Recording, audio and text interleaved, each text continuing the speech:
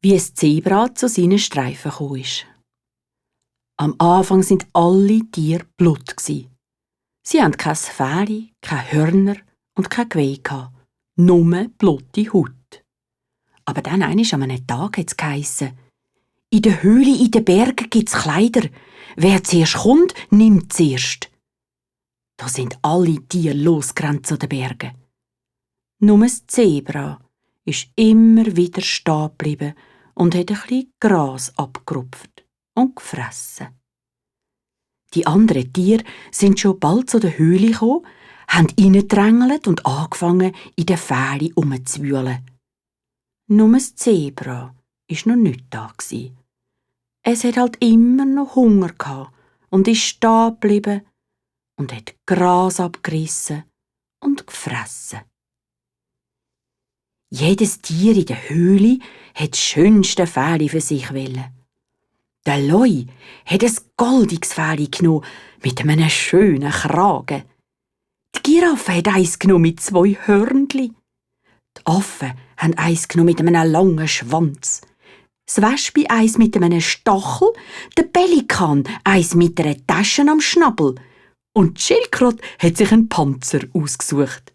Und der Büffel ein Fähli mit 2 Hörnern. Alle Tiere haben etwas Schönes genommen. Nur das Zebra war noch nicht da. Es ist immer wieder stehen geblieben und hat Gras abgerupft.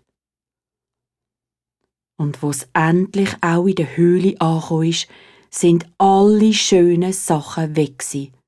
Nur noch so ein lächerliches Fähli mit weißen und schwarzen Streifen ist übrig geblieben.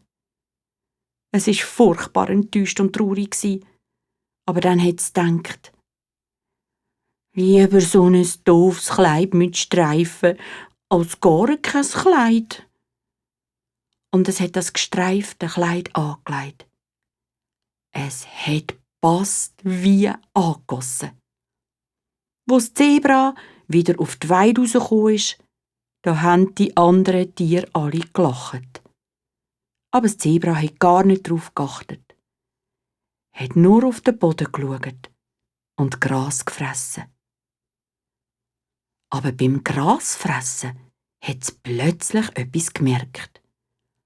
Mit dem komischen, gestreifelten Fähli hat es nämlich noch etwas ganz Wunderbares bekommen. 2 grosse, weiche Lippen. Und mit diesen grossen, weichen Lippen hat es ganz ohne Anstrengung Gras abrupfen und fressen, fressen